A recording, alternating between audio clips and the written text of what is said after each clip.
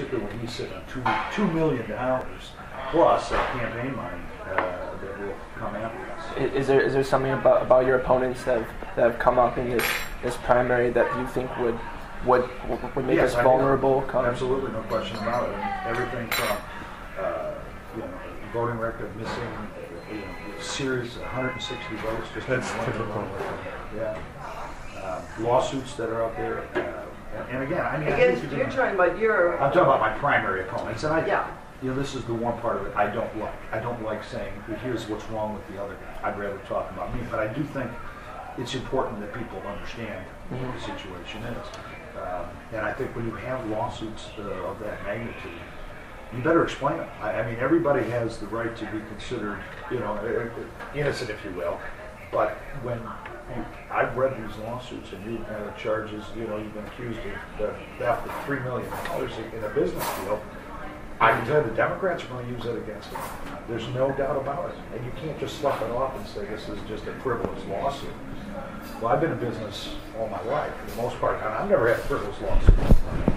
I've never sloughed that off. And finally, the long-standing relationships with Kwame Kilpatrick are going to come back to haunt some of my primary opponents, this fellow who's in office right over here. I mean, you just can't get around that. Even the Democratic Party will use Kwame Kilpatrick against it.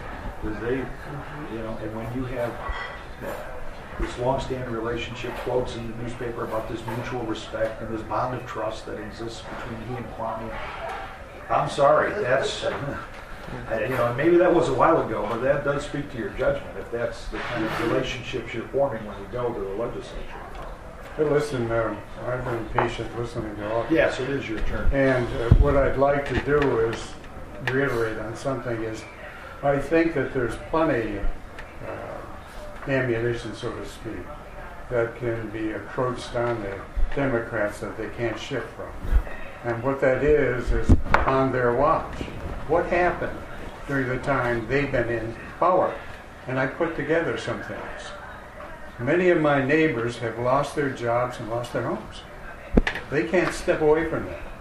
Thousands of blue-collar and white-collar jobs were terminated. They can't get away from that either. The mighty GM was almost forced into bankruptcy and ended up being taken over by the federal government. Is that what we want? We don't want more of that. The auto industry has suffered huge losses in profits. Many auto plants have been closed under their watch, okay? Many pensions have been reduced, in some cases terminated, all right? Retirement investments have dropped almost to zero. Thousands of homes were lost to foreclosures under their watch, okay? These are the kind of things that have to come out when we're looking at an election. Bank mortgages, loan assets became insoluble because they were by lost jobs, and federal regulation that mandated that they give loans to low-income people that couldn't make a payment. So consequently, those loans were worthless, and they got sold all over the world, and the banking system around the world went into it. So that just to interrupt, you're absolutely right about that, and we never talk about this Fannie Mae. It's there, and they're which make those loans possible, and they're still enforced. It's going to dwarf the bailouts that we've had for the auto companies, the amount of money that we're giving to keep Fannie Mae and Freddie Mac alive, and that's what made that possible. Well, they did, and all auto vendors and suppliers went bankrupt, and a large number of those plants went overseas. Okay, and lost jobs resulted in lost taxes. Federal, state, cities, schools. Each system had to cut back. Okay, that's what they've done so far. False information on global warming seriously damaged the country's economy. They said we have global warming. They now found out they do not. Okay, but still, they enforce it. Gasoline went to $4 a gallon under their watch. Millions of dollars leave the United States banking system every day to purchase oil. That's big money. And you look at the Federal Reserve, and there's a multiple when the dollar goes over. It's not $1. It's like $4 because it can't be invested. So you're talking, if it's $1 million, it's $4 million that leaves our economy. Our ability to drill for abundant oil supply in this thing is restricted by Congress. They padlock drilling oil and padlock effort to convert oil shale, which is extremely abundant. We have more oil than the Arabs. We really do. And it can be done here. They won't let us. They don't care. They don't care. False information has caused U.S. industries millions of dollars in losses and permitted serious damage to the auto industry. Over 3,000 lives were lost on 9/11. Okay, under their watch. And that I sent to both the levels, okay? And then since then, I've put in passage of a massive health care bill, which is outlined to take over the healthcare industry, private lives, and your freedoms, okay? It was passed.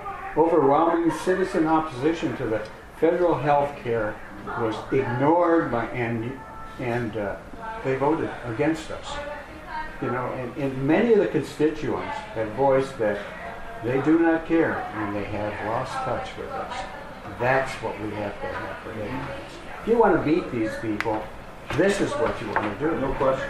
It's not going to be personalities, because they're going to play that game with you. That's right. Oh, you so-and-so and so-and-so, and you can keep it. Yes. Because you can use it for your campaign. But my point is that if we stay focused, if people stay focused, they can beat them. I saw it in Berkeley. You know, I'm telling you, we had these, I was so concerned about our people, my neighbors, and still all around me are unemployed for over a year. Okay? And they wanted to boost taxes, $15 million here, $300 million there. They just ignore the common person. But what I also saw was people were getting together. They're saying, we care. We're going to vote against this. We're going to do what we can to defeat this system. And that's how we're going to do it. We're going to take back America. They're saying. And as you said, it was a small group that got started. And Yes. It was like ripples on a pond. As It people really started to share that with their neighbors. They were like this minute. However, Filled so bad. scares and charisma does count. That's how we won. I'm sorry? Charisma counts. Of course it does. But And the point Clinton is, getting a second term after what it's like, It's hard to believe that. Yeah. Exactly. the thing is, it's an image in the voter's mind. And if we can take that image and say, hey, wait a minute, this is what happened. Your neighbors don't have a job. Your plants are gone. You know, the industry.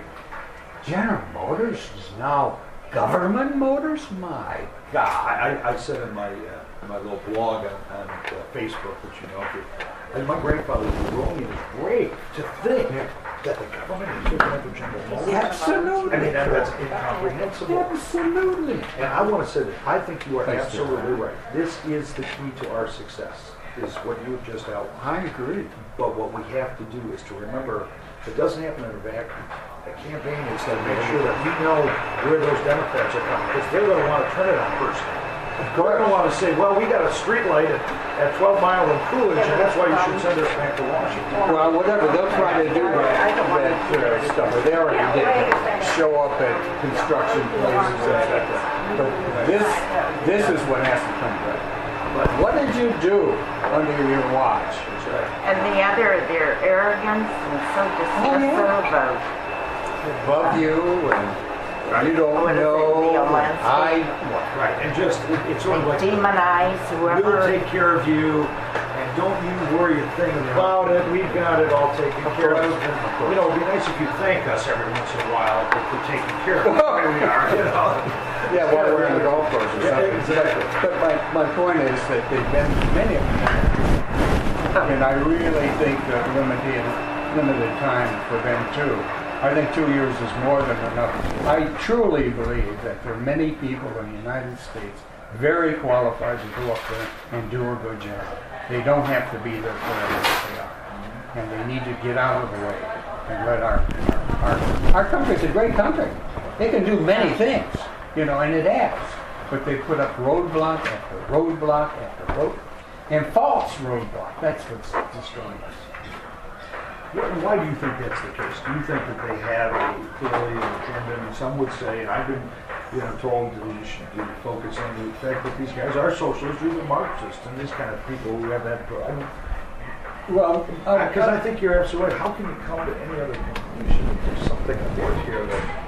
what I found in my own experience, I was in the military and I went through